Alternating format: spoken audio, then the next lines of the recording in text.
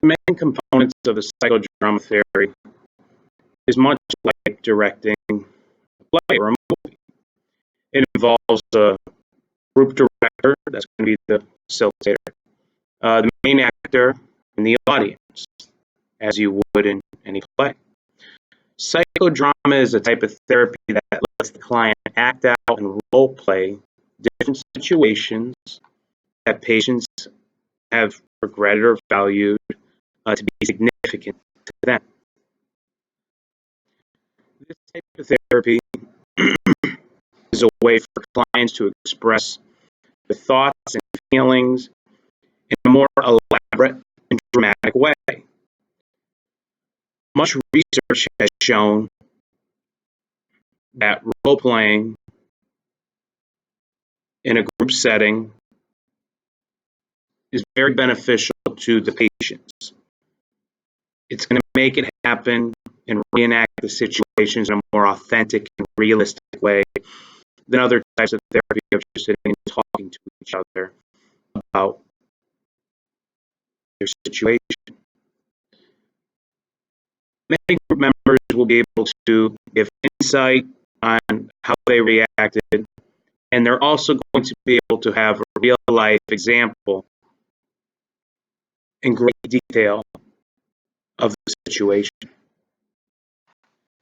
The reason why psychodrama is going to allow members to have a more authentic and realistic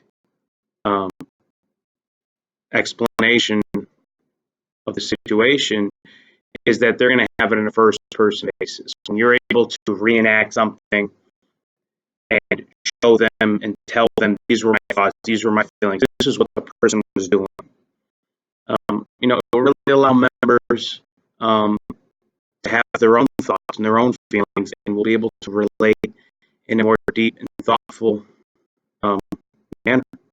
And this will lead to deeper and more shared feelings, because you're going to be able to relate to why somebody did something, why they reacted in a certain manner. The types of groups that psychodrama therapy will serve is a certain particular person. They need to be able to be comfortable sharing in a dramatic fashion. Psychodrama, drama, just like you're doing a play or role playing. That's exactly what it is. It is a type of role playing. So they should be comfortable in front of others to express their feelings. And as Marino stated in the 1930s, this therapy will give participants a sharper focus on themselves by choosing different ways to play out their roles.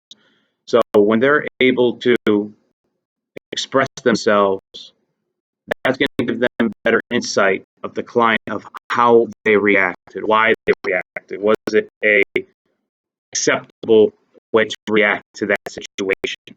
There's so many things that go into somebody's reaction to any situation or problem that they feel significant to them.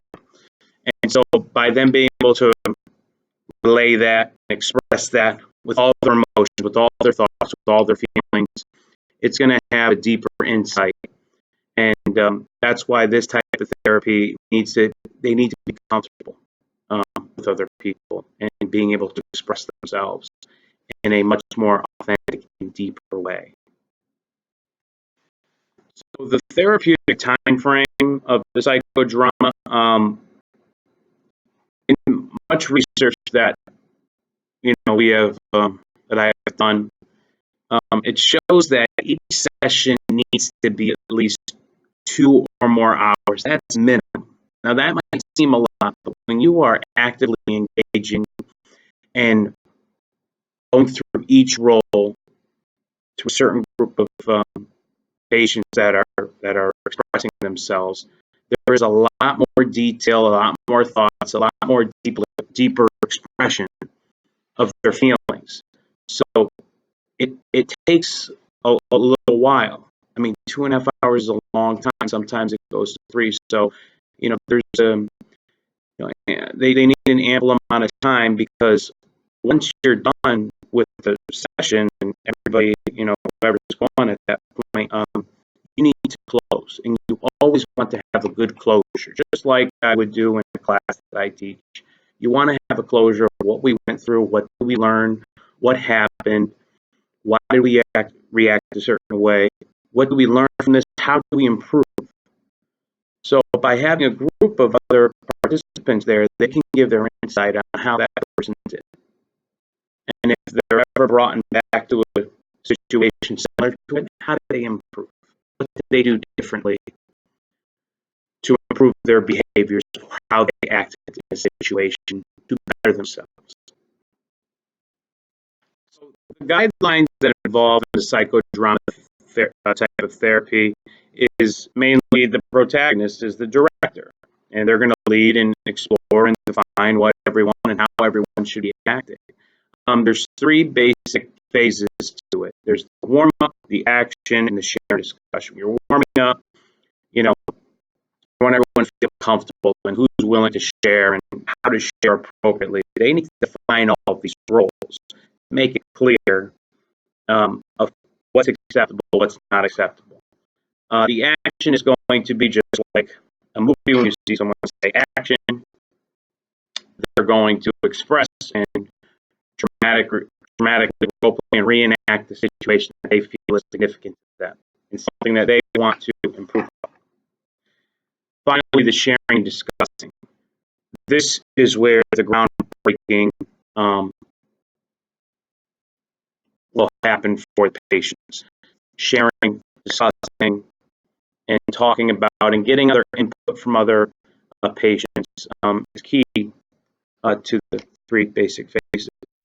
So auxiliary egos, there's important players, other patients, that can be part of the role playing. They can play the person who the patient wants to say the situation was about. They can play significant roles. They can play background roles. They say somebody that might have had a significant impact. So, for example, if a situation happened in the grocery store, someplace public, you can have a group of people who might have seen a situation, and that's why they reacted a certain way because of a look they were given. Those kinds of things. It can go down to very, very minute details, which is great about this. And they play a key role in the audience. Parathesis is when they're rediscovering buried emotions that can lead to insight.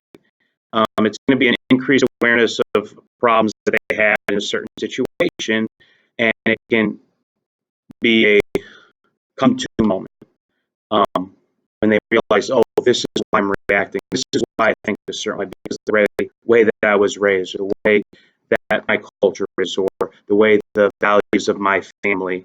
And that can have a lot of breakthrough for many patients. So there are many different types of strategies that the psychodrama therapy uses.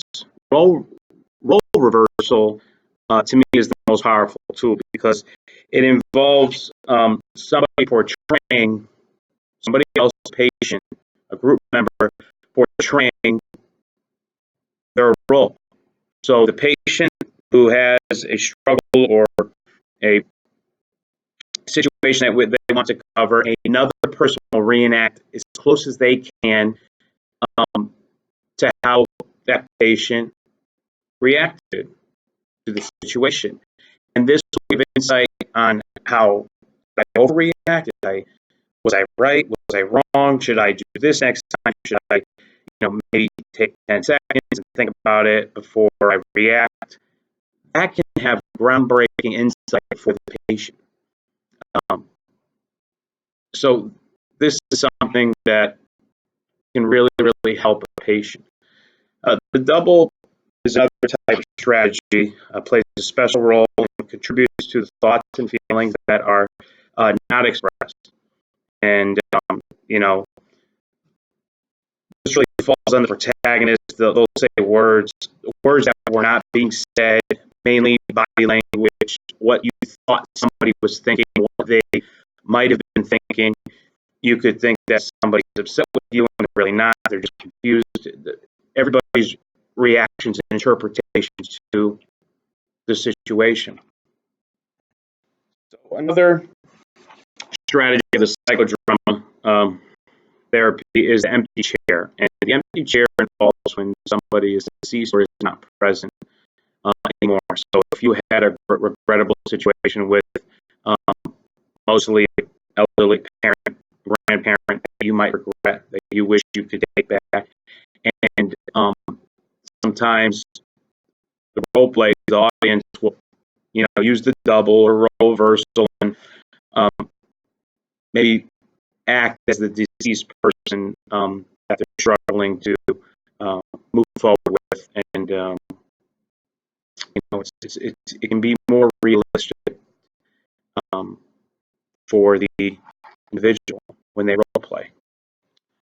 So the main application for the psychodrama type of therapy, this is type of therapy will be used in mental health programs, schools, and businesses. I can relate with the schools. As being a school teacher, it's some strategy that I use all the time when a student or multiple students come up to me and say, a person did so and so. Okay, somebody's bullying me. So when I hear that, usually go up to the student and I say, okay, well, what happened? I didn't bully them. I didn't do anything.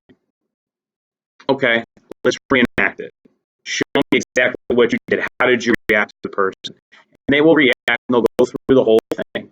And sometimes they're taken off guard because they're like, wow, we're actually reenacting it. And sometimes that can be a moment where they're saying, you know what? I understand why they thought I might have been rude or was bullying. And it gives them insight on, okay, so this is how I was acting. How can I do better? What can I do differently to improve my status and my behavior of how somebody else is interpreting it? All of this therapy is all about interpretations, how somebody thinks you're reacting, how someone thinks you're acting, how someone will interpret something. All depends on the person. And your mannerisms, your body language, your demeanor is all about interpretation. So trying to be clear, focused, having a positive face, positive demeanor about yourself as best you can will also help with them being more approachable and explaining themselves. So it's something that we use many, many times, all the time in school, and it's very successful. And I'm glad that I'm able to put a name to the type of technique that we use now.